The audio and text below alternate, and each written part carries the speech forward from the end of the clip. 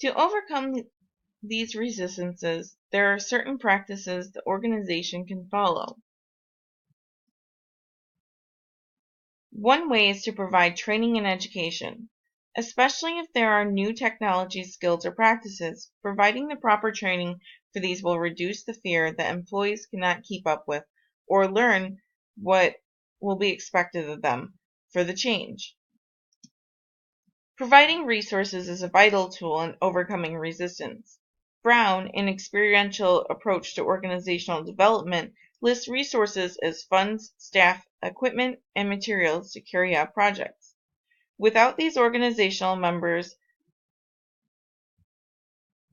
will feel that tasks and goals are stressful or unobtainable, making them not strive towards them. Communication and information are two key tools to reducing resistance. Clearly and accurately stated communication, expectations to employees during change gives them direction while providing honest and accurate information, reduces their fear of the unknown, and makes them aware of the need for change and urgency.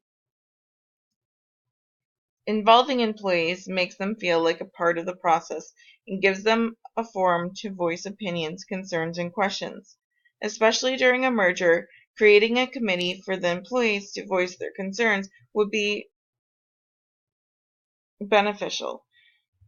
In this committee, employees from both previous companies can also provide what was best and what worked for them in their previous culture, giving the company an idea of what to include and what not to include in the new culture.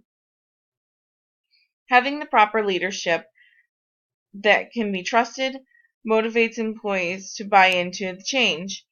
If a trustworthy leader is on board with the change, many employees will feel more comfortable following their lead.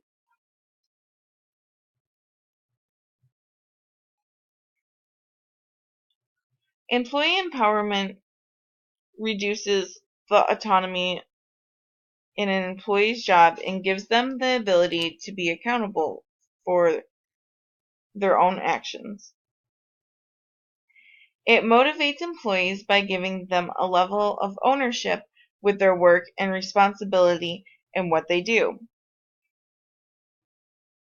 It increases an individual's ability to decision make and problem solve due to their independence.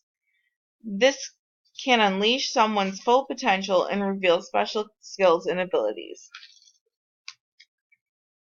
The best ways to empower employees are to ensure that employees are properly trained and possess the proper skills for the tasks so they are not set up to fail.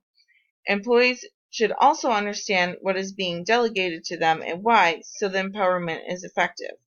Employees gain confidence through empowerment, but also are motivated by their supervisor's confidence in them. The opportunity to cross-train also gives employees new skills and opportunities outside their usual department.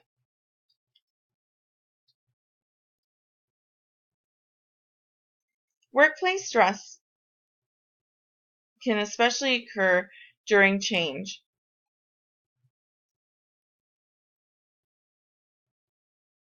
Stress is how the human body responds to challenges. Stress can be directly related to the concept of demand versus resources. Demands are responsibilities and obligations we have, and resources are what we possess to resolve these demands. When we have resources to meet our demands, there is less stress. If we do not possess these resources, there is more. Stress in the workplace can be caused by the lack of job security.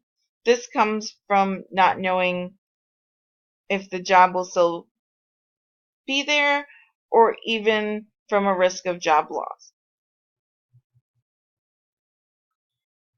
Excessively high workloads can create stress. High workloads can increase productivity and reduce boredom, but when they become excessive, there may be a sense of impossibility.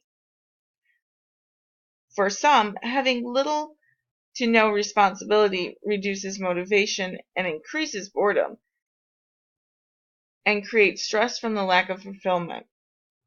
When an employee is asked to do a task in which they do not possess the skills to achieve, they will immediately become frustrated and stressed.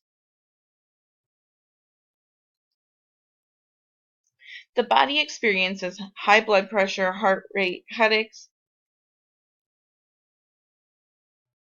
and tension when introduced to stress. There can also be anxiety, irritability, sleep disorders, and boredom experience.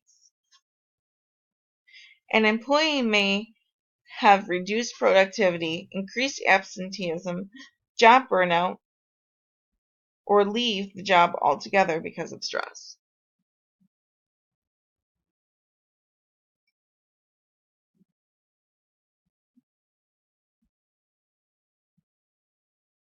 Stress can be reduced in a number of ways by the individual themselves or with aid from the organization.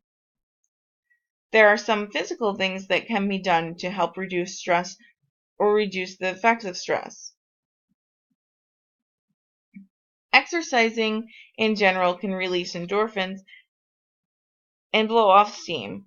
It can also strengthen the heart and breathing.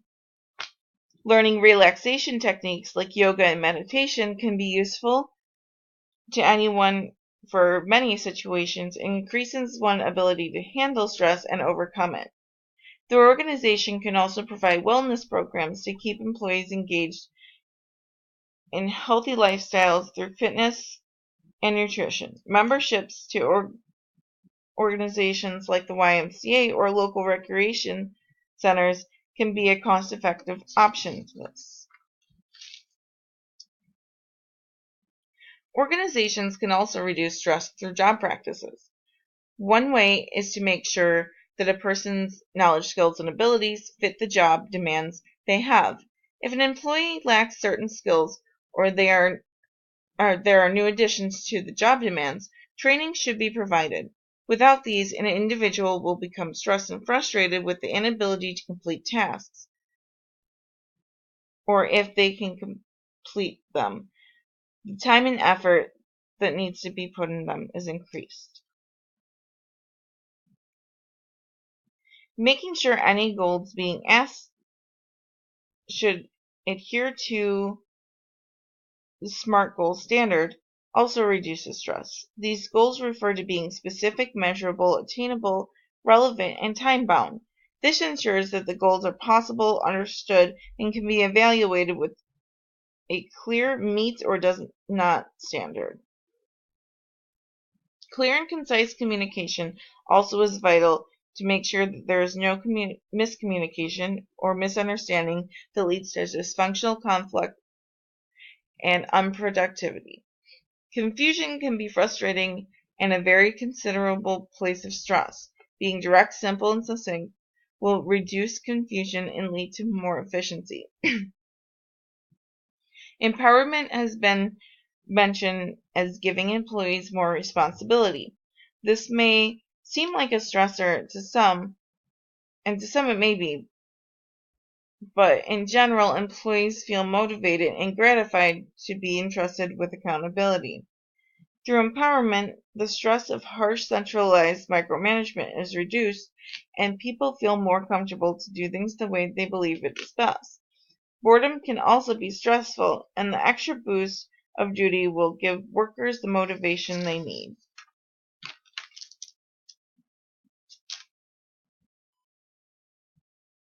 In conclusion, the goal of every organization is to be high-performing.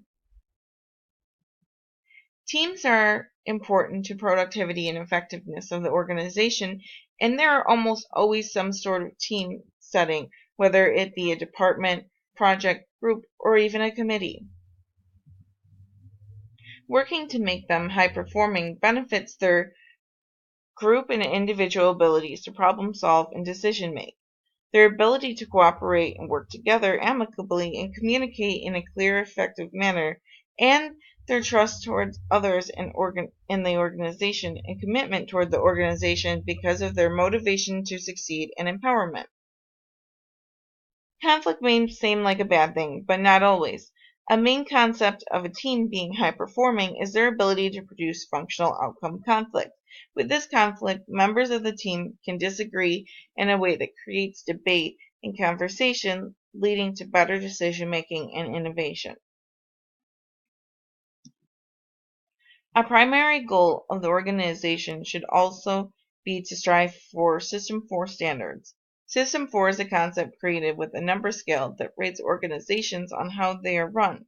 System 1 is the most ineffective, and as the numbers move towards System 4, they increasingly become more effective. Characteristics of a System 4 organization include being completely participative.